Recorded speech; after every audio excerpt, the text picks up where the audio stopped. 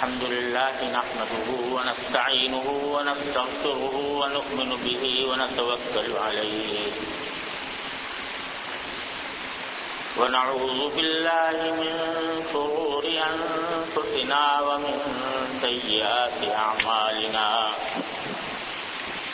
من يهده الله فلا مضل له ومن يضلله فلا هادي له وأشهد أن لا إله إلا الله وحده لا شريك له وأشهد أن سيدنا وسندنا ونبينا ومولانا محمدا عبده ورسوله صلى الله تعالى عليه وعلى آله وأصحابه وبارك وسلم تسليما كثيرا اما بعد حضرت انس بن مالک رضی اللہ تعالیٰ عنہ سے روایت ہے کہ رسول کریم صلی اللہ علیہ وسلم نے ارشاد فرمایا کہ 3 چیزیں ایسی ہیں کہ جو اگر کسی شخص میں پائی جائیں تو اسے ایمان کی حلاوت محسوس ہوگی. ایک چیز یہ کہ اللہ اور اس کے رسول صلی اللہ علیہ وسلم کی محبت، اللہ اور اس کے رسول صلی اللہ علیہ وسلم کی محبت اس کے دل میں ہر دوسری چیز سے زیادہ ہو. اللہ اور اس کے رسول اس کو ہر دوسری چیز سے زیادہ محبوب ہو. اور دوسرے یہ کہ کسی شخص سے کوئی محبت کرے تو وہ اللہ ہی کے لیے کرے،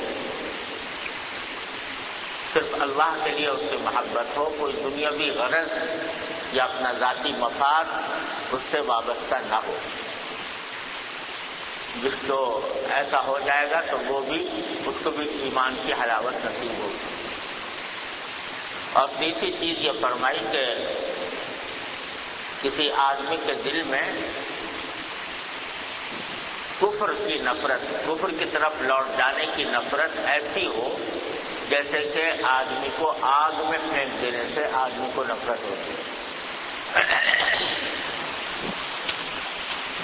اس حدیث کا بیان کچھ عرصے سے چل رہا تھا اور ان میں سے پہلی چیز یعنی اللہ اس کے رسول صلی اللہ علیہ وسلم کی محبت اللہ تبارک و تعالی ہم سب کو اپنے فضل و کرم سے عطا فرما دے، اس کا بیان کئی ہفتے ہوتا رہا. اور دوسری چیز جو ہے اس کا بیان آخری مجلس میں اس کا کچھ بیان شروع کیا تھا، یا یحب المرء لا یحبہ الا للہ، یعنی کوئی شخص کسی دوسرے سے محبت کرے، محبت بھی اللہ ہی کی خاطر ہو. اس کا ایک مطلب پچھلی مجلس میں یہ عرض کیا تھا کہ دنیا میں بھی جتنے انسان کے محبوب ہوتے ہیں، جیسے ماں باپ ہیں، بہن بھائی ہیں، بیوی بچے ہیں، دوست احباب ہیں، ان سے بھی محبت آدمی کرے تو اللہ کے لیے کرے، یعنی سوچ کر کرے کہ اللہ تبارک و تعالیٰ نے مجھے ان سے محبت کرنے کا حکم دیا ہے. اس کا بیان پچھلے مجلس میں ہوا تھا. اللہ تبارک و تعالیٰ اپنے فضل و کرم سے ہم سب کو ایسا ہی بننے کی توفیق عطا فرمائے. دوسرا مطلب اس کا یہ ہے کہ کسی بھی شخص سے صرف اس بنا پر محبت ہو کہ یہ اللہ والا ہے، یہ اللہ کی محبت رکھنے والا ہے، اللہ جل جلالہ کے احکام کی اطاعت کرنے والا ہے، نبی کریم سرورت عالم صلی اللہ علیہ وسلم سے محبت رکھنے والا ہے، آپ کی سنتوں پر عمل کرنے والا ہے. کسی سے محبت صرف اس بنا پر ہو اور یہ بھی بڑی فضیلت کی چیز ہے. جیسے انبیاء کرام علیہ السلام سے انسان کو محبت، حضرات صحابہ کرام رضی اللہ تعالیٰ عنہ سے محبت، کیونکہ حدیث میں نبی کریم صلی اللہ علیہ وسلم نے فرمایا کہ من احبہم فبحبی احبہم، جو میرے صحابہ سے محبت کرتا ہے وہ میری محبت کی وجہ سے ان سے محبت کرتا ہے. ومن ابغضہم فببغضی ابغضہم، اور جو العیاذ باللہ جو صحابہ کرام سے بغض رکھے تو در حقیقت وہ بغض صحابہ سے نہیں ہے، مجھ سے. لہذا صحابہ کرام کی محبت، اولیاء کرام، بزرگان دین، اللہ والے، ان سے محبت رکھنا یہ ایسی چیز ہے کہ جو اس حدیث کے مفہوم میں داخل ہے.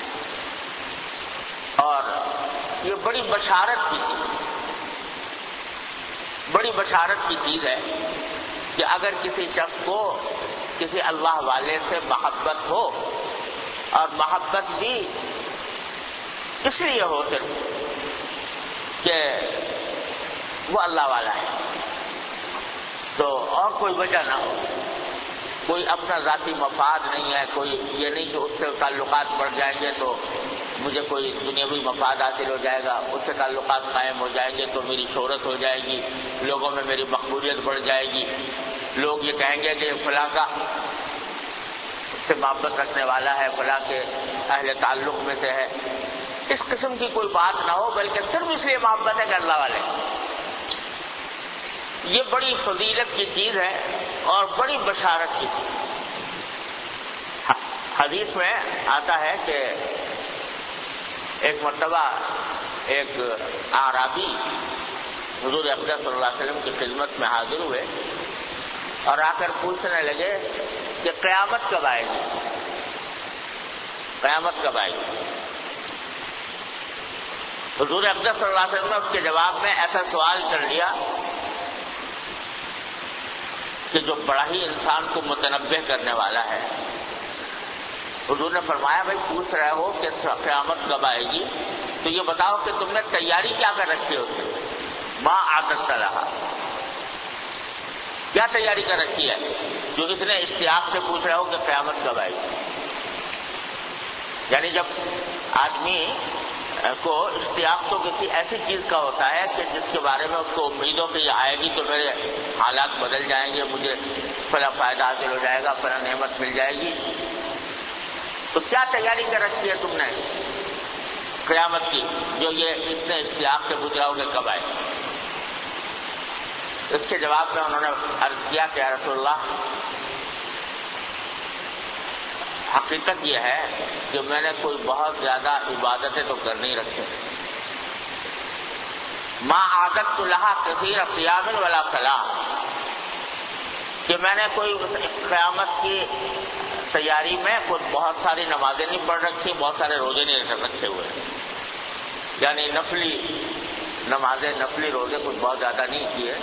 جو فرائض ہیں ان پر اتباع کر لیتا ہوں، کوئی نفلی عبادتیں کچھ زیادہ نہیں کر رکھی، کچھ بہت زیادہ تیاری نہیں کر رکھی. لیکن ایک بات ہے کہ لیکنی احب اللہ ورسولہ، میں اللہ سے اور اس کے رسول صلی اللہ علیہ وسلم سے محبت کرتا ہوں، یعنی آپ سے محبت کرتا ہوں. تو مجھے اپنے اعمال تو میرے کچھ زیادہ نہیں ہیں، تو عبادتیں زیادہ نہیں ہیں، لیکن مجھے آپ سے محبت ہے. یہ ایک بات ضرور ہے. اس کے جواب میں نبی کریم صلی اللہ علیہ وسلم فرمایا کہ المرء مع من احب،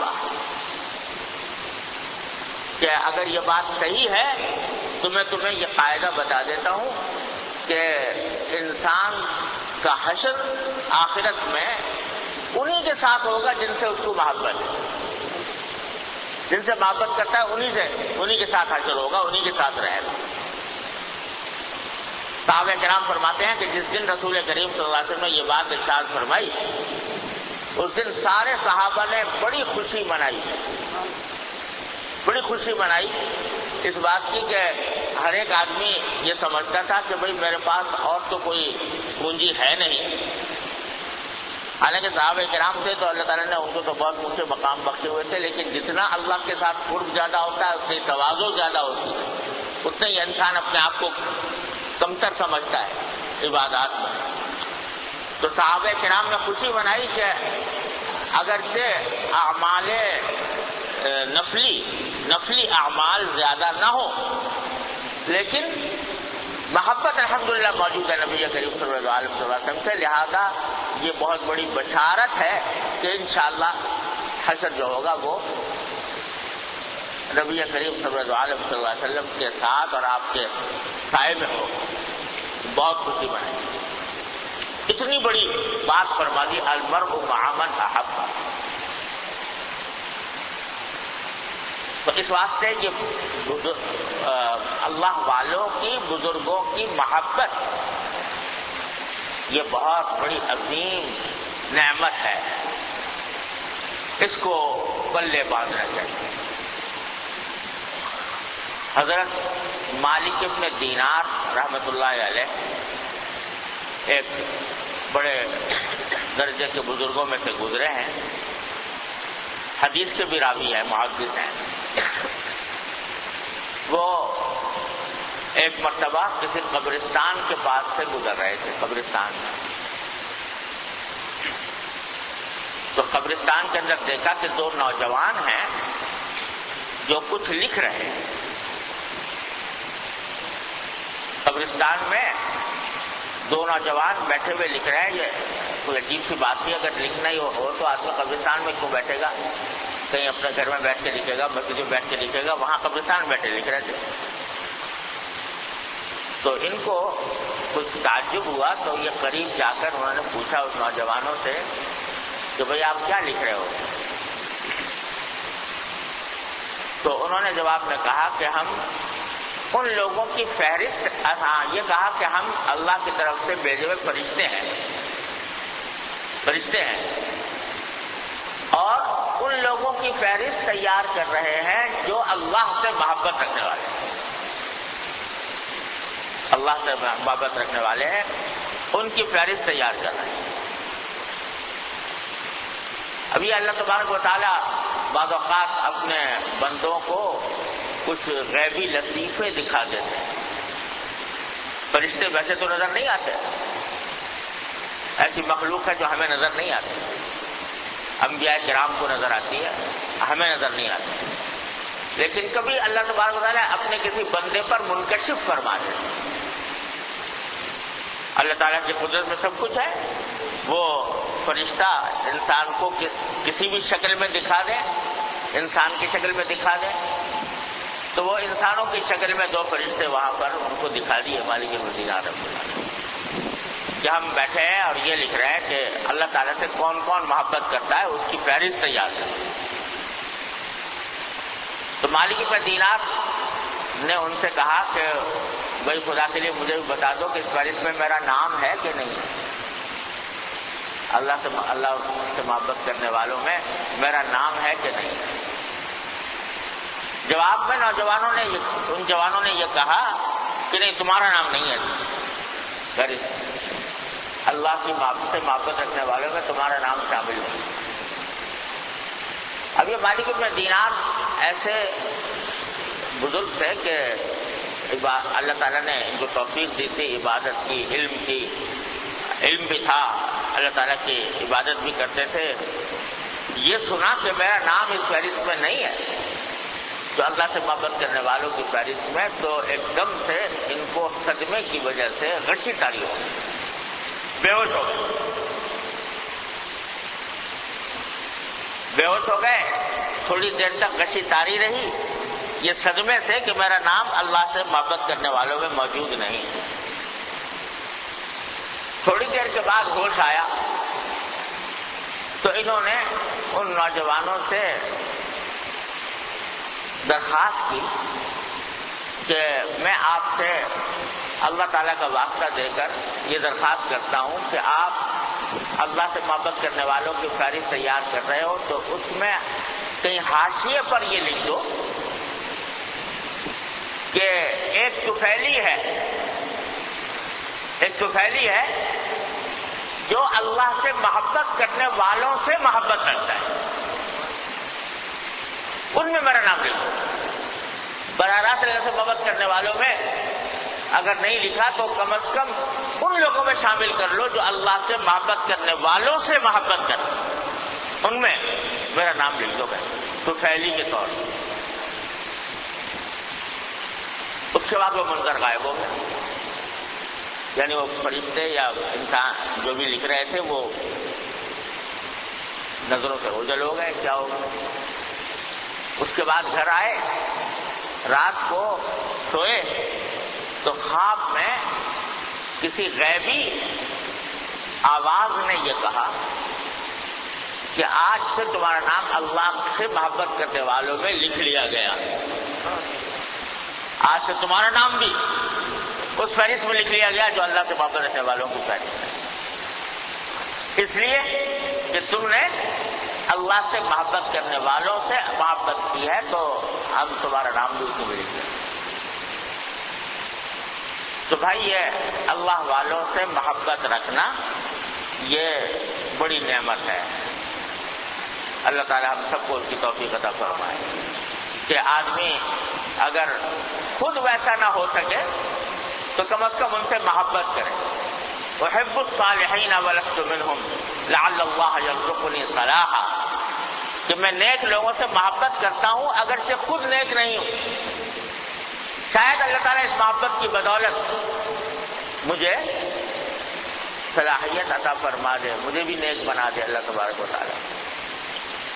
تو اللہ والوں سے محبت رکھنا یہ ایک بہت بڑا ذریعہ ہے اللہ کی محبت پیدا کرنے کا اور اللہ کی محبت کرنے والوں میں اپنے آپ کو شمار کرانے کا. اسی لیے فرمایا کہ بھائی دیکھو کسی بھی اللہ والے سے اگر کوئی طبیعت مناسبت نہ بھی ہو طبیعت کو تو اس سے کوئی برا نہ کہو، اس کے بارے میں کوئی ایسی کلمات گستاخی کے نہ کہو، کیونکہ اللہ تبارک و تعالیٰ کے سے محبت رکھنے والے ہیں تو کہیں ایسا نہ ہو کہ اللہ بچائے اللہ تبارک و تعالیٰ اس کے سے نفرت کرنے والوں میں شامل کر لیں. وہ اللہ کے مقرب بندے ہیں، ان سے محبت رکھنا باعث فضیلت ہے، اور ان سے بغض رکھنا علیاذ باللہ یا ان سے نفرت کرنا یہ اللہ بچائے انسان کے لیے بڑی خطرناک چیز ہے. کیونکہ ایک حدیث میں نبی کریم صلی اللہ علیہ وسلم کا ارشاد ہے کہ من عادی لی ولیا فقد آذنتہ بالحرب، کہ جو شخص میرے کسی ولی سے دشمنی رکھے اس کے خلاف میرا اعلان جنگ ہے. اس کے خلاف میرا اعلان. اللہ تبارک و تعالیٰ فرمایا، اللہ تبارک و تعالیٰ نے فرمایا کہ جو کوئی شخص میرے کسی ولی سے دشمنی رکھے میں اس کے خلاف جنگ کا اعلان کرتا ہوں. فقط آذنتہ بالحرب. اس واسطے اگر کسی بزرگ سے یا اللہ والے سے طبی طور پر مناسبت نہ بھی ہو، مناسبت ہونا کوئی ضروری نہیں، انسان ہے غیر اختیاری طور پر کسی کی طرف دل زیادہ مائل ہوتا ہے، کسی کی طرف اتنا زیادہ مائل نہیں ہوتا، اس کے اوپر کوئی مواخذہ نہیں. لیکن اگر کسی کی طرف مائل نہیں ہے اور ہے وہ اللہ والا تو ایسی صورت میں اس سے نفرت کرنا یا بغض رکھنا یا اس کی شان میں کوئی گستاخی کرنا یا اس کو برا بھلا کہنا یا اس پر ناروا تنقید کرنا، یہ سب باتیں جو ہیں یہ بڑی خطرناک ہیں. اللہ تعالیٰ حفاظت فرمائے. یہ کسی بھی جس کا تعلق اللہ تبارک و تعالیٰ کے ساتھ ہو اس کے معاملے میں بڑی احتیاط ہے. تو محبت یہ جو اتنی بڑی فضیلت بیان فرمائی ہے کہ اللہ والوں کے ساتھ محبت رکھنے کے نتیجے میں اس کا حشر بھی انشاءاللہ اللہ والوں کے ساتھ ہوگا. اس واسطے کہ جب کسی سے محبت ہوتی ہے، واقعی محبت ہوتی ہے، تو پھر کچھ بعید نہیں ہے کہ آدمی اس محبت کی بدولت رفتہ وہ بھی انہی جیسے اخلاق، انہی جیسے اعمال اختیار کر لیں. جس سے محبت ہوتی ہے آدمی اس کی نقل اتارنے کی کوشش کرتا ہے اپنی زندگی میں. جس سے محبت ہوتی ہے ویسے ہی نظر آئے، ویسے ہی میں دیکھنے میں ویسے ہی لگوں، یہ محبت سے تقاضا ہوتا ہے. تو آج نہیں تو کل، کل نہیں تو پرسوں، کسی نہ کسی وقت اللہ تبارک و تعالیٰ ان جیسے اعمال کی توفیق عطا فرماتا ہے. اور پھر جس سے محبت ہوتی ہے اس کے پاس اٹھنا بیٹھنا زیادہ ہوتا ہے، جس سے محبت ہوتی ہے اس کے پاس آنا جانا زیادہ ہوتا ہے، اس کے ساتھ میل جول ہوتا ہے. آدمی چاہتا ہے کہ میں اس کی صحبت میں رہوں، آدمی چاہتا ہے کہ زیادہ سے زیادہ وقت اس کے بعد گزاروں. تو اس کے نتیجے میں، اس صحبت کے نتیجے میں اللہ تبارک و تعالیٰ فضل فرما دیتا ہے. یہ صحبت بڑی نعمت ہے، یہ صحبت بڑی عجیب چیز ہے. اور اس سے در حقیقت انسان کے بننے اور بگڑنے کا راستہ نکلتا ہے. اچھی صحبت ہے، اچھے اللہ والوں کی ہے، اللہ تعالیٰ کے دین پر عمل کرنے والوں کی صحبت ہے، تو وہ انسان کو رفتہ رفتہ اس طرف لے جاتی ہے. اور بری صحبت ہے تو اللہ بچائے، وہ انسان کو برے راستے پر لے جاتی ہے. اللہ، صحبت کی برکت اس حد تک ہے کہ ایک حدیث ہے، بالکل صحیح حدیث ہے، صحیح بخاری میں آئی ہے کہ رسول کریم صلی اللہ علیہ وسلم نے ارشاد فرمایا کہ اللہ تعالیٰ کے کچھ فرشتے ہیں، اور ان کے لیے لفظ استعمال فرمایا ان اللہ ملائکۃ فضلا، ایسے فرشتے جن کے ذمے کوئی اور کام نہیں. اللہ تبارک و تعالیٰ نے بہت سے فرشتوں کو مختلف کاموں پر مقرر کر رکھا ہے.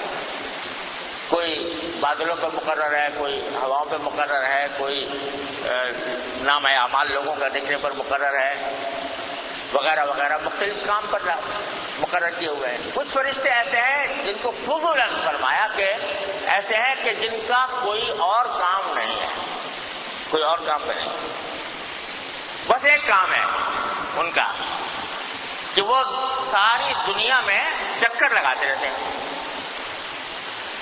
اور چکر لگاتے ہوئے یہ تلاش کرتے ہیں کہ جہاں کہیں کچھ لوگ بیٹھے ہوئے اللہ کا ذکر کر رہے ہو تو وہاں وہ جا کر اس ذکر کی مجلس میں پہنچتے ہیں اور ان کو اپنے پروں کے سائے میں لے لیتے ہیں. بلکہ حدیث میں الفاظ یہ آتے ہیں کہ وہ پھر رہے ہیں مختلف جگہوں پر، پھرتے پھرتے کہیں کچھ لوگ نظر آئے جو اللہ کے ذکر کے لیے بیٹھے ہیں، تو اپنے دوسرے ساتھیوں کو آواز دیتے ہیں بھائی آؤ، یہ تمہارے کام کی چیز یہاں پر ہے. ہلموا الی حاجتکم، آؤ اپنے جو تمہارے جس مقصد کے لیے نکلے ہوئے ہو اور جس کام کے لیے نکلے ہوئے وہ تمہارا یہاں پر بنے گا. بلاتے ہیں لوگ دوسرے اپنے ساتھیوں کو، اور جب وہ لوگ جو ذکر کر رہے ہوتے ہیں ان کو اپنے پروں کے سائے میں لے لیتے ہیں. یعنی ان کے اوپر گویا ایک طرح سے پروں کے سائے میں لے لینے کا مطلب یہ ہے کہ ان کے اوپر رحمت سکینت نازل ہوتی ہے. حدیث میں آیا بھی ہے کہ جہاں کوئی لوگ بیٹھ کر اللہ کا ذکر کر رہے ہو تو حدیث میں آتا ہے کہ غشیتہم الرحمہ ونزلت علیہم السکینہ، ان کو اللہ تعالیٰ کی رحمت ڈھانپ لیتی ہے اور اللہ تعالیٰ کی طرف سے ان پر سکینت نازل ہوتی ہے، سکون، اطمینان، تسلی، یہ اللہ تبارک و تعالیٰ کی طرف سے نازل ہوتی ہے. تو بظاہر وہ فرشتے کے پروں سے ڈھانکنے کا مطلب یہی ہے کہ اللہ تعالیٰ کی رحمت میں وہ آ جاتے ہیں، اللہ تعالیٰ کی طرف سے سکینت ان کو عطا ہوتی ہے. بعد میں جب اس طرح کسی مجلس میں ذکر کر کے اللہ تبارک و تعالیٰ ان سے پوچھتے ہیں فرشتوں سے کہ بھائی ذرا بتاؤ میرے بندے کیا کر رہے ہیں، ذکر یہ جو بندے ہیں یہ بیٹھے ہوئے کیا کر رہے ہیں. حدیث میں آتا ہے رسول کریم صلی اللہ علیہ وسلم نے فرمایا کہ حالانکہ اللہ تعالیٰ خود جانتے ہیں خوب فرشتوں سے زیادہ میرے بندے کیا کر رہے ہیں، لیکن فرشتوں پر جتانے کے لیے اللہ تبارک و تعالیٰ پوچھتے ہیں کہ میرے بندے کیا کر رہے ہیں. تو فرشتے کہتے ہیں کہ یہ آپ کی تسبیح کر رہے ہیں، سبحان اللہ، آپ کی تسبیح کر رہے ہیں، آپ کا شکر ادا کر رہے ہیں، آپ کی تحمید کر رہے ہیں، یعنی الحمدللہ کہہ رہے ہیں، تعریف کر رہے ہیں، شکر ادا کر رہے ہیں، اور آپ کی تمجید کر رہے ہیں، یعنی آپ کی بزرگی بیان کر رہے ہیں۔ سبحان اللہ، الحمدللہ، لا الہ الا اللہ، واللہ اکبر، اس میں تسبیح بھی آ گئی، تحمید بھی آ گئی، توحید بھی آ گئی، تمجید بھی آ گئی۔ تو یہ ایسا ذکر کر رہے ہیں جس میں اللہ تبارک و تعالیٰ کی تسبیح بھی ہے اور تکبیر بھی ہے اور تمجید بھی ہے، یہ کر رہے ہیں۔ آپ کا ذکر کر رہے ہیں، آپ کی بڑائی بیان کر رہے ہیں، آپ کی بزرگی بیان کر رہے ہیں۔ اللہ تعالیٰ پوچھتے ہیں فرشتوں سے کہ کیا انہوں نے مجھے دیکھا ہے؟ یہ جو میری بڑائی بیان کر رہے ہیں، میری تسبیح کر رہے ہیں، میرے حمد کر رہے ہیں، میری بزرگی بیان کر رہے ہیں، تو کیا مجھے دیکھا ہے انہوں نے؟ تو فرشتے کہتے ہیں یا اللہ دیکھا تو ہے نہیں، بہر آپ کو دیکھے بغیر ہی آپ کی بڑائی بیان کر رہے ہیں۔ تو اللہ تعالیٰ پوچھتے ہیں فرشتوں سے کہ یہ بتاؤ کہ اگر انہوں نے مجھے دیکھ لیں، اگر مجھے یہ دیکھ لیں تو پھر کیا حال ہوگا ان کا؟ تو فرشتے کہتے ہیں یا اللہ اگر آپ کو دیکھ لیں گے تو آج جتنی تسبیح کر رہے ہیں، آج جن کا ذکر کر رہے ہیں، آج جتنی حمد بیان کر رہے ہیں، جتنی تمجید کر رہے ہیں، اس سے کہیں زیادہ آپ کی بڑائی بیان کریں گے، آپ کی بزرگی بیان کریں گے، آپ کی حمد کریں گے اگر آپ دیکھ لیا انہوں نے تو۔ کہا کہ اچھا بتاؤ کہ یہ کیا مانگ رہے ہیں مجھ سے، کس چیز کی دعائیں کر رہے ہیں؟ تو فرشتے جواب میں کہتے ہیں کہ یا اللہ یہ جنت مانگ رہے ہیں آپ کہ آپ جنت ان کو عطا فرمائیں۔ تو اللہ تعالیٰ پوچھتے ہیں کہ کیا جنت دیکھی ہے انہوں نے؟ کیا جنت دیکھی ہے؟ تو فرشتے کہتے ہیں کہ یا اللہ دیکھی تو ہے نہیں، بغیر دیکھے ہی مانگ رہے ہیں، کیونکہ انبیاء کرام علیہ السلام نے خبر دی ہے، آپ نے اس کی تفصیلات بتائی ہے، اس کی وجہ سے بغیر دیکھے ہی جنت مانگ رہے ہیں۔ تو اللہ تعالیٰ پوچھتے ہیں کہ اچھا یہ بتاؤ کہ اگر انہوں نے جنت دیکھی ہوتی یا اگر اپنی آنکھ سے جنت دیکھ لیں تو اس وقت کیا حال ہوگا ان کا؟ تو فرشتے کہتے ہیں کہ اللہ جب اب یہ اتنے اشتیاق سے مانگ رہے ہیں جنت، جبکہ دیکھی بھی نہیں، صرف باتیں ہی سنی ہیں اس کی، تو اگر انہوں نے آنکھوں سے دیکھ لیا تو دیکھ کر اگر مانگیں گے تو اس سے زیادہ اشتیاق کے ساتھ، اس سے زیادہ احتیاط کے ساتھ مانگیں گے کہ اللہ ہمیں جنت دے دے۔ کہا کہ اچھا یہ بتاؤ کہ کس چیز سے میری پناہ مانگ رہے ہیں؟ بما یتعوذون، مما یتعوذون، کس چیز سے پناہ مانگ رہے ہیں میری؟ تو بچے کہتے ہیں اللہ یہ جہنم سے پناہ مانگ، دوزخ سے پناہ مانگ رہے ہیں، اور یہ کہہ رہے ہیں یا اللہ جنت عطا فرما دیجئے اور جنت جہنم سے بچا لیجیے۔ اللہم انی اسألک الجنہ، اسألک رضاک والجنہ واعوذ بک من سخطک والنار۔ کہ اللہ میں آپ سے جنت مانگتا ہوں، آپ کی رضا مانگتا ہوں، اور آپ کی ناراضگی سے اور جہنم سے آپ کی پناہ مانگتا ہوں۔ تو پھر پوچھا اللہ تبارک و تعالیٰ نے کیا انہوں نے جہنم دیکھی ہے جو دیکھ کے پناہ مانگے؟ تو فرشتے کہتے ہیں دیکھی تو ہے نہیں، حال ہی سنا ہے اس کا۔ کہا کہ اگر دیکھ لیں جہنم کو اگر دیکھ لیں پھر کیا ہوگا ان کا؟ کہا کہ اگر یہ آنکھوں سے دیکھ لیتے جہنم کو تو آج سے کہیں زیادہ گڑ گڑا کر، زیادہ اہتمام کے ساتھ اس سے پناہ مانگتے۔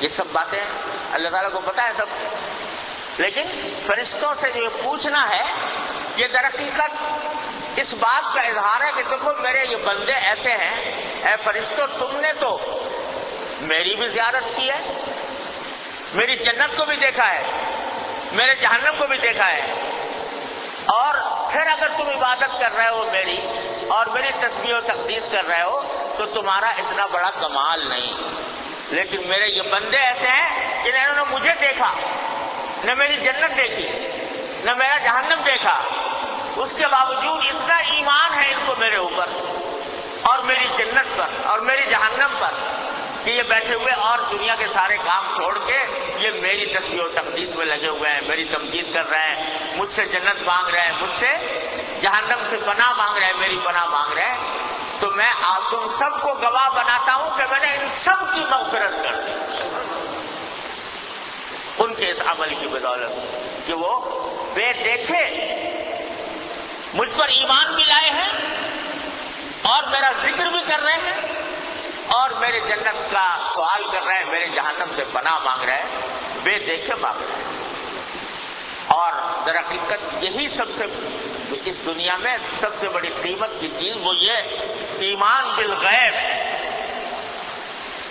کہ رسول کریم صلی اللہ علیہ وسلم کے فرمانے پر اور قرآن کریم کے فرمانے پر آدمی ایمان لے آیا، اللہ تعالیٰ کے اوپر بھی اور اللہ کے پیدا کی ہوئی جنت اور جہنم پر بھی۔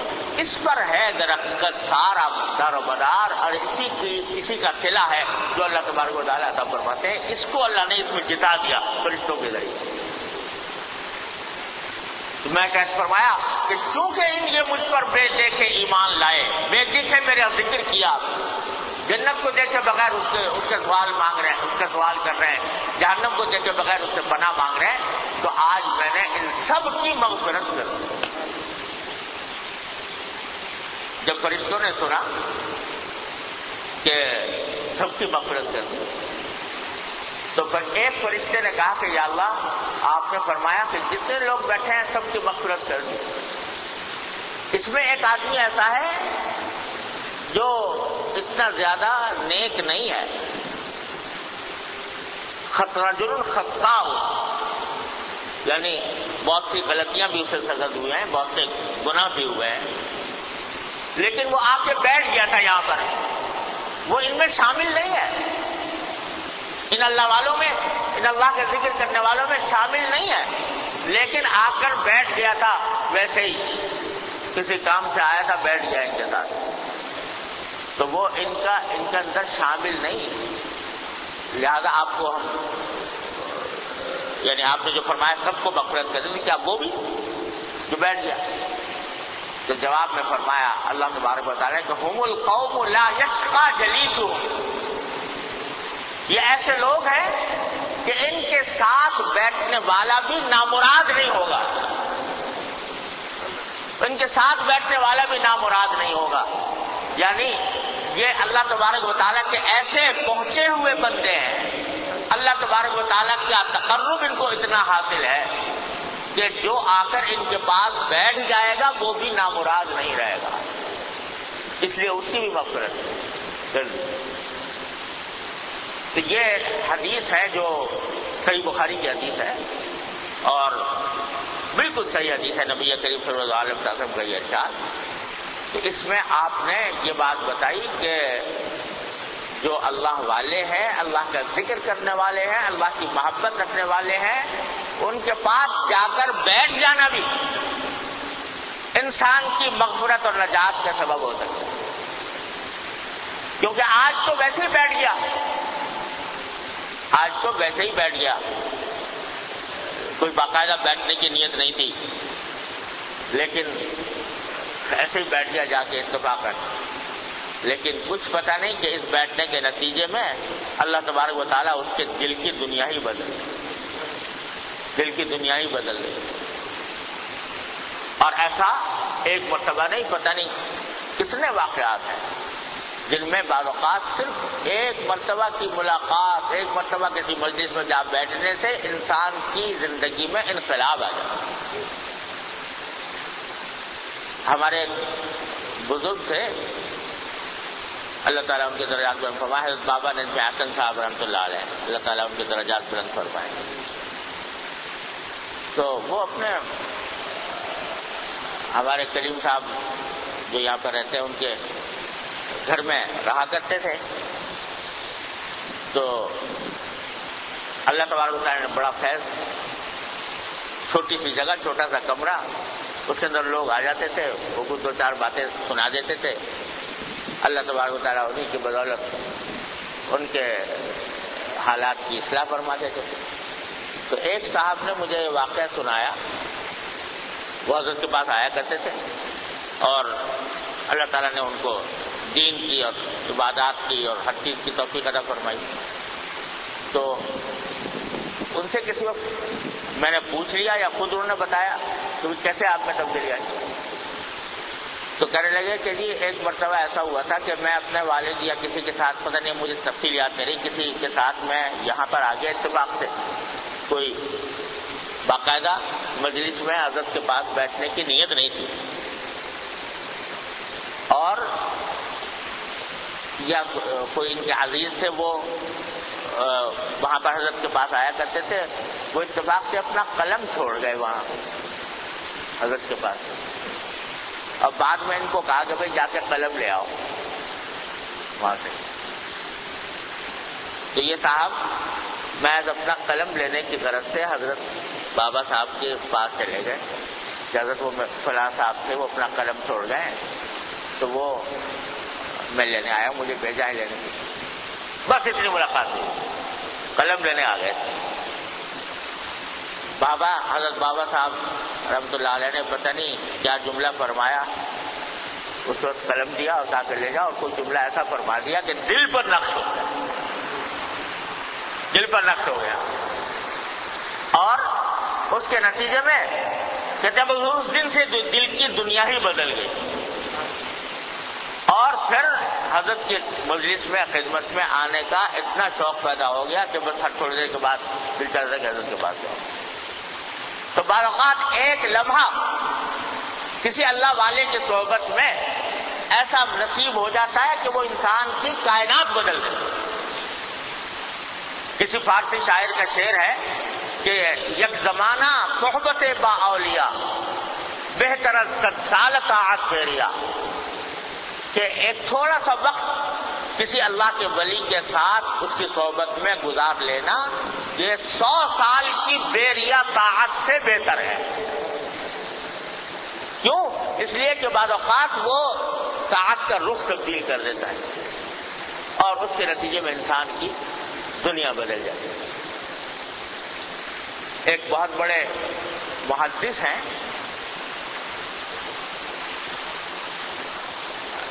عبداللہ ابن مسلمہ قعنبی رحمۃ اللہ علیہ. ایسے بڑے محدث ہیں کہ امام بخاری کے بھی استاد ہیں اور امام ابو داؤد کے بھی استاد ہیں. وہ ان سے حدیثیں روایت کرتے ہیں. تو ان کا واقعہ لکھا ہے کہ یہ بالکل آوارہ آدمی تھے، نہ دین کی کوئی فکر، نہ کوئی نماز کا اہتمام، نہ روزے کا اہتمام، نہ عبادت، نہ اللہ تعالیٰ کی طرف رجوع. آوارگی میں زندگی گزار رہے تھے. بلکہ لوگوں میں یہ ایسے مشہور تھے جیسے کسی محلے کے اندر گنڈے ہوتے ہیں نا، ہر ایک کے ساتھ الجھنا، لڑنا، جھگڑنا اور پتہ جانے کن کن برائیوں میں مبتلا تھے. یہ تو ایک مرتبہ ایسا ہوا کہ یہ جا رہے تھے راستے میں، تو وہاں سے ایک بزرگ تھے حضرت شعبہ ابن حجاج رحمۃ اللہ علیہ. وہ بھی بڑے محدثین میں سے ہیں، امیر العلومین ابن الحدیث کہلاتے ہیں شعبہ ابن حجاج رحمۃ اللہ علیہ.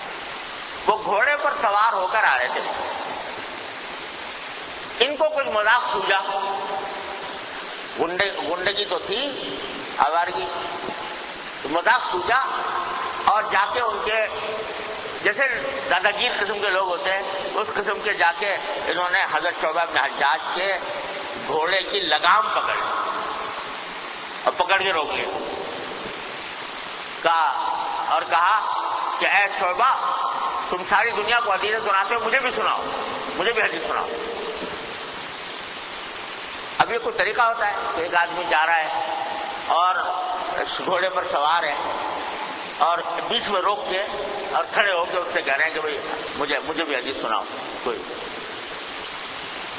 تو شعبہ ابن حجاج رحمۃ اللہ نے فرمایا بھائی یہ طریقہ نہیں ہوتا ہے حدیث پڑھنے کا. حدیث پڑھنا ہے تو آؤ ہمارے حلقے میں درس میں وہاں سنو. یہ چلتے پھرتے اس طرح روک لینا کسی آدمی کو، یہ تو کوئی صحیح طریقہ نہیں۔ نہیں اس نے کہا میں چھوڑوں گا نہیں آپ کا گھوڑا، گھوڑے کی لگام نہیں چھوڑوں گا، حدیث سنا مجھے۔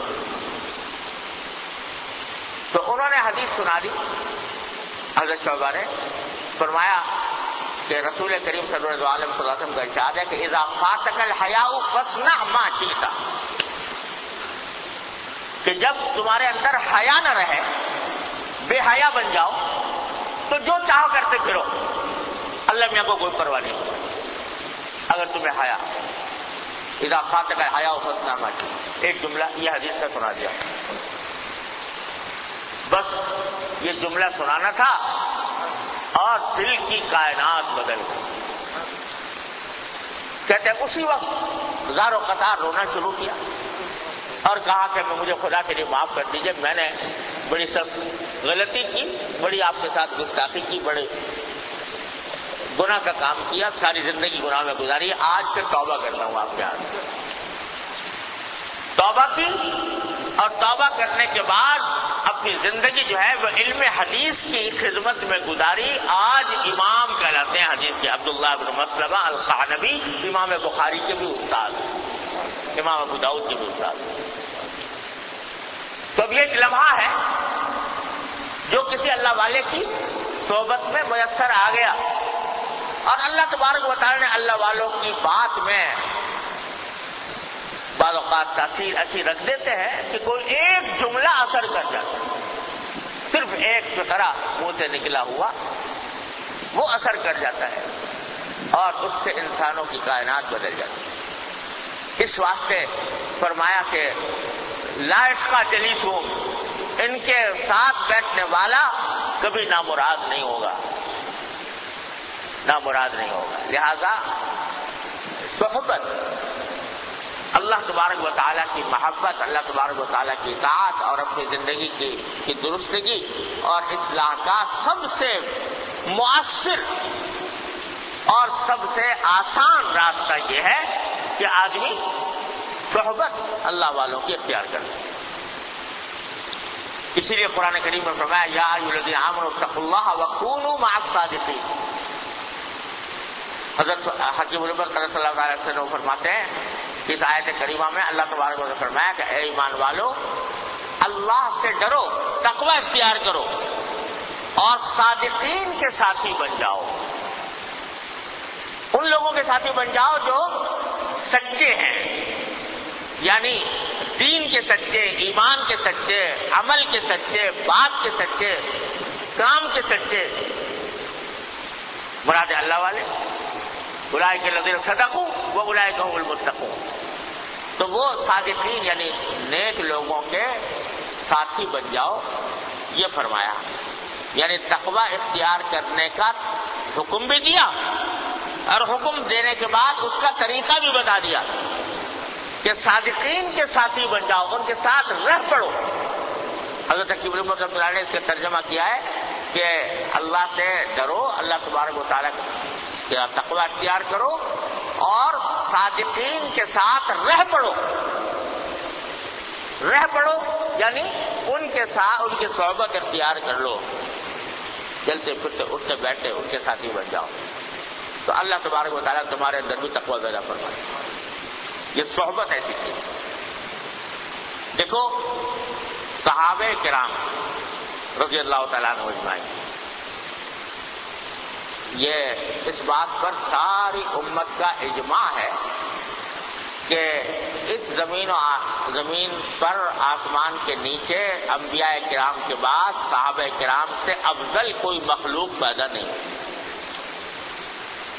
انبیاء کرام کے بعد سب سے زیادہ افضل صحابہ کرام رضی اللہ تعالیٰ عنہ، ان سے زیادہ افضل کوئی بڑے سے بڑا ولی، بڑے سے بڑا بزرگ، وہ کسی ادنا صحابی کے مرتبے کو نہیں پہنچ سکتا۔ یہاں تک کہ حضرت عبداللہ بن مبارک رحمۃ اللہ علیہ سے کسی نے پوچھا ایک مرتبہ کہ حضرت یہ بتائیے کہ حضرت معاویہ رضی اللہ تعالیٰ عنہ افضل ہے یا عمر بن عبدالعزیز افضل ہے؟ ایسا سوال کیا کہ معاویہ رضی اللہ تعالیٰ عنہ صحابہ میں سے ایسے صحابی کا انتخاب کیا جن کے اوپر لوگوں نے بہت اعتراضات کیے ہیں، اور دوسری طرف تابعین میں سے عمر بن عبد العزیز کا نام لیا جن کے بارے میں کہا جاتا ہے 5ویں خلیفہ راشد تھے، اتنے بڑے بزرگ تھے. تو پوچھا حضرت معاویہ افضل ہے یا عمر بن عبد العزیز افضل ہے؟ تو حضرت عبداللہ بن مبارک نے جواب میں فرمایا کہ تم کہتے ہو معاویہ افضل ہے عمر بن عبد العزیز. ارے حضرت معاویہ رضی اللہ تعالی عنہ کے نے حضور اقدس صلی اللہ علیہ وسلم کے ساتھ جو جہاد کیا اس میں جو ناک میں ان کے مٹی گئی ہے وہ بھی عمر بن عبد العزیز سے افضل ہے. اتنا بڑا مقام ہے. ایک صحبت صحابی بننے کا کوئی معمولی مقام نہیں ہے. جتنے بھی صحابہ ہیں وہ سب سارے اولیاء کرام بزرگان دین سب سے افضل درجہ مرتبہ صحابہ کرام کا ہے. اور یہاں بیچ میں بات یاد آ گئی، حضرت شاہ اسماعیل شہید رحمۃ اللہ علیہ نے ایک بڑی عجیب بات ارشاد فرمائی ہے کہ آپ نے دیکھا ہوگا کہ بعد کے علماء اور محدثین اور فقہاء اور اولیاء کرام ان کا جب ہم ذکر کرتے ہیں تو اکثر و بیشتر بڑے القاب و آداب کے ساتھ ذکر کرتے ہیں. کسی کو علامہ کہتے ہیں، کسی کو حافظ کہتے ہیں، کسی کو امام کہتے ہیں. امام ابو حنیفہ رحمۃ اللہ علیہ، امام شافعی رحمۃ اللہ علیہ، امام احمد بن حنبل رحمۃ اللہ علیہ. کسی کو کہتے ہیں بھائی یہ امیر المومنین فی الحدیث ہے، کسی کو کہتے ہیں کہ یہ رئیس الفقہاء ہے، کسی کو کوئی نام دیتے ہیں، کسی کو کوئی نام دیتے ہیں. مختلف القاب و آداب لوگوں کے مشہور، کسی کو علامہ کہتے ہیں.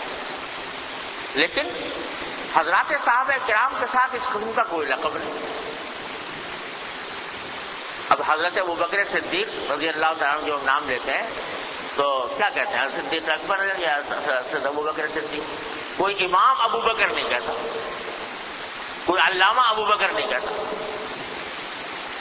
کوئی اس طرح کے القاب جو امیر المومنین فی الحدیث وغیرہ کے یہ کہیں صحابہ کرام کے ساتھ نہیں آتے، بعد کے لوگوں کے ساتھ آتے. کیا وجہ ہے؟ حضرت شاہ صاحب فرماتے ہیں رحمۃ اللہ علیہ کہ ارے بھائی در حقیقت ان سارے القاب و آداب کی ضرورت بعد کے لوگوں کو تو ہے ان کے تعارف کرانے کے لیے، اور کسی صحابی کو اس قسم کے القاب و آداب کی کوئی ضرورت نہیں. اس لیے کہ یہ القاب و آداب تو در حقیقت یہ سنگھار ہیں. تو فارسی والوں نے کہا ہے کہ حاجت مشاطہ نیز روئے دل آرام رہا، کہ جس کا چہرہ ہی خوبصورت ہو اس کو سنگھار کی ضرورت نہیں ہوتی.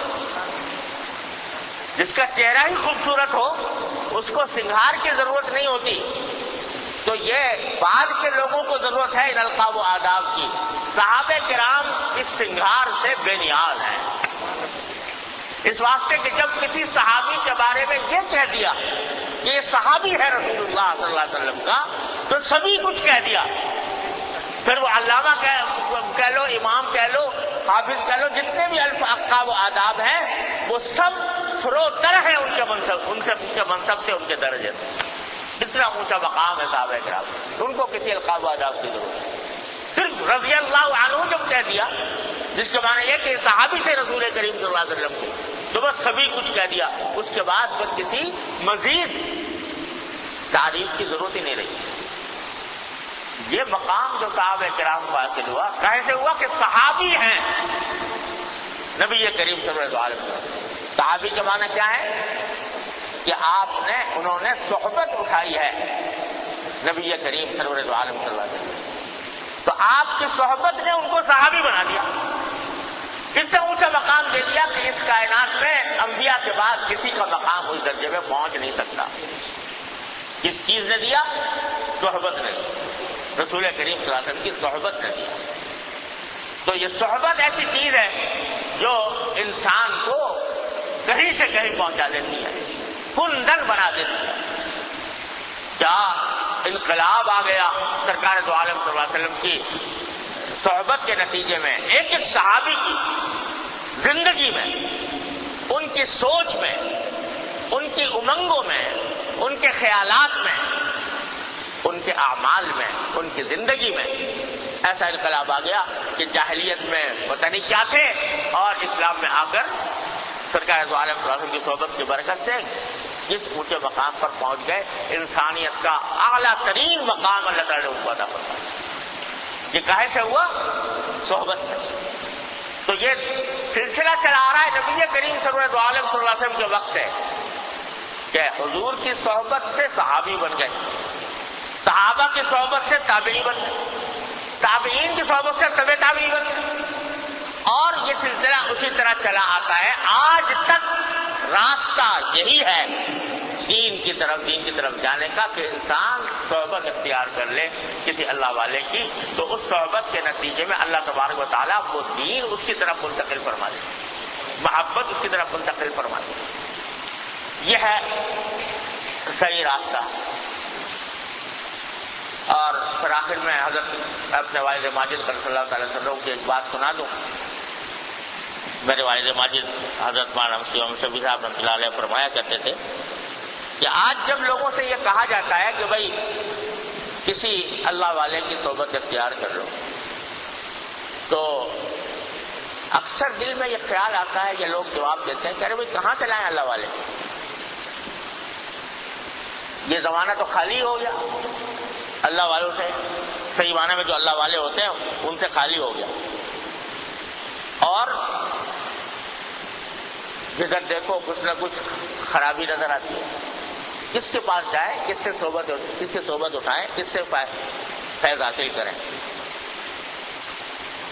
بھائی صاحب شعر پڑھا کرتے، آج لوگ یہ شعر پڑھ دیتے ہیں کہ خداوندا کہ تیرے سادہ دل بندے کدھر جائیں، کہ درویشی بھی آئی آ رہی ہے، سلطانی بھی آئی آ رہی ہے، ہر جگہ کچھ نہ کچھ فریب، کچھ نہ کچھ غلطی، کچھ نہ کچھ خرابی نظر آتی ہے، تو کہاں جائیں۔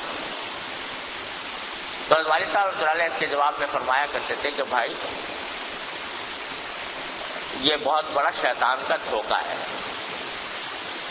شیطان کا دھوکہ یہ ہے کہ آدمی خود اپنے اوپر تو نظر کرتا نہیں، اور یہ کہتا ہے کہ میری اصلاح کے لیے مجھے صحبت چاہیے اس معیار کی جو جنید الشبلی کے معیار ہے، میری اصلاح کے لیے اور مجھے صحبت حاصل کرنے کے لیے شیخ عبد القادر جیلانی چاہیے، جنید بغدادی چاہیے، سری ثقفی چاہیے، معروف کرسی چاہیے۔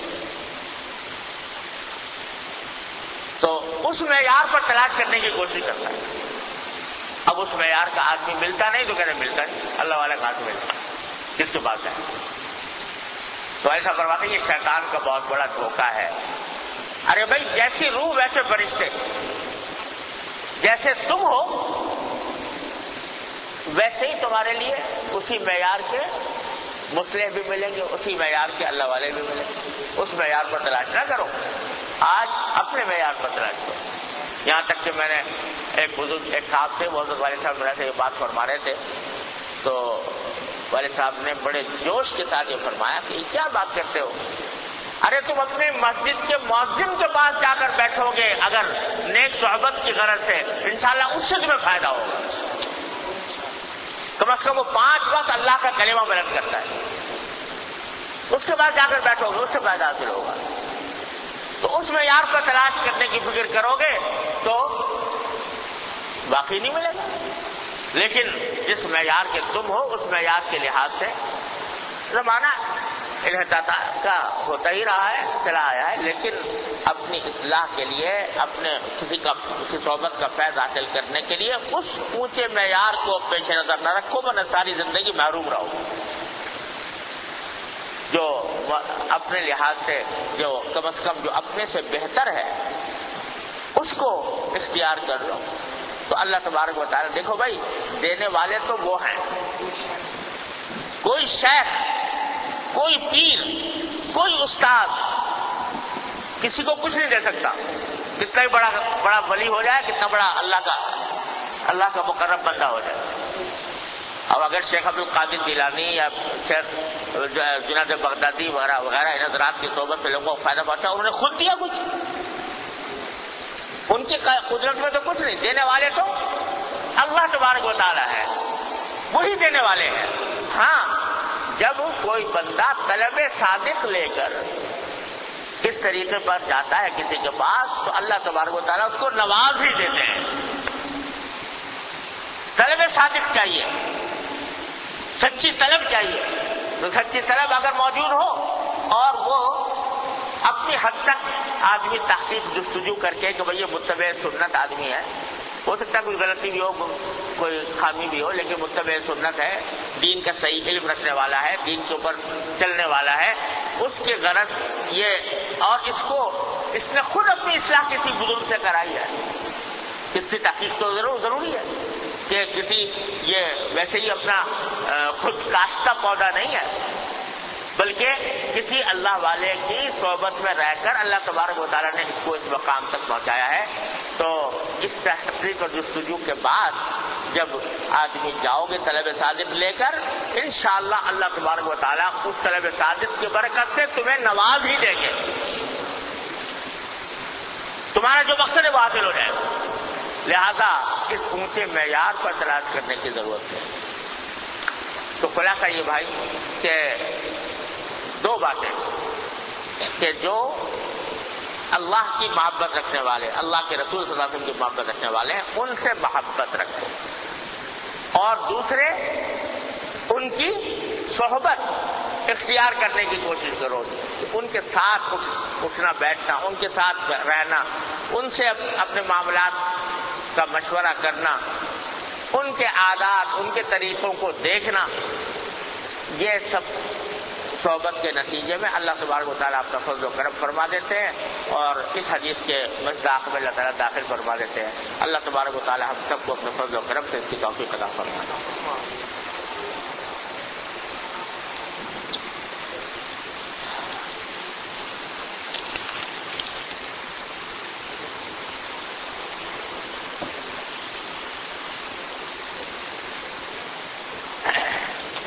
اللهم صل على سيدنا مولانا محمد وعلى ال محمد كما صليت على ابراهيم وعلى ال ابراهيم.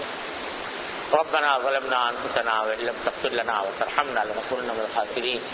ربنا آتنا في الدنيا حسنة وفي الآخرة حسنة وقنا عذاب النار.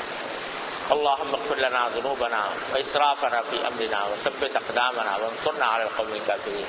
یا ارحم الراحمین, اپنے فضل و کرم سے پھر رحمت سے ہمارے تمام گناہوں کو معاف کر. یا اللہ ہمارے تمام چھوٹے بڑے اگلے پچھلے خفیہ علانیہ ہر طرح کے گناہوں کو معاف کر. اے اللہ اپنے فضل و کرم اپنی رحمت سے ہمیں اتباع سنت کی توفیق عطا فرما. یا اللہ اپنی محبت کو ساری محبتوں پر غالب فرما دے.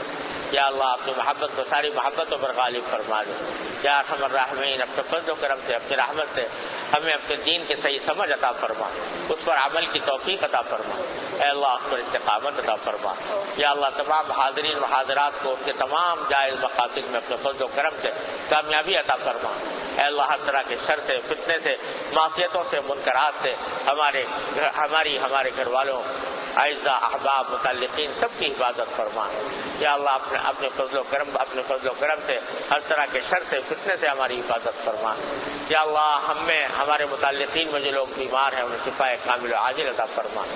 یا اللہ اپنے رحمت سے جو مقروض ہیں ان کے قرضوں کی ادائیگی کا سامان فرما. جو بے روزگار ہے ان کو حلال واسع روزگار عطا فرما. اے اللہ جو تنگدست ہے ان کی تنگدستی کو دور فرما. اے اللہ جن لوگوں نے ہم سے زبانی یا تحریری طور پر دعا کی درخواست کی, اپنی رحمت سے ان سب کے مقاصد حسنہ کو اپنے فضل و کرم سے پورا فرما. ان کی حاجتیں یا اللہ پوری فرما دے, عافیت اور سہولت کے ساتھ پوری فرما دے. یا اللہ اپنی رحمت سے ہمارے ملک کی حفاظت فرما.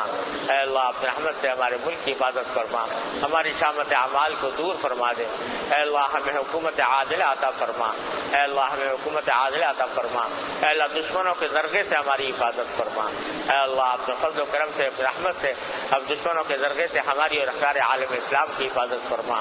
اللهم انا نجعلك في نحورهم ونعوذ بك من شرورهم.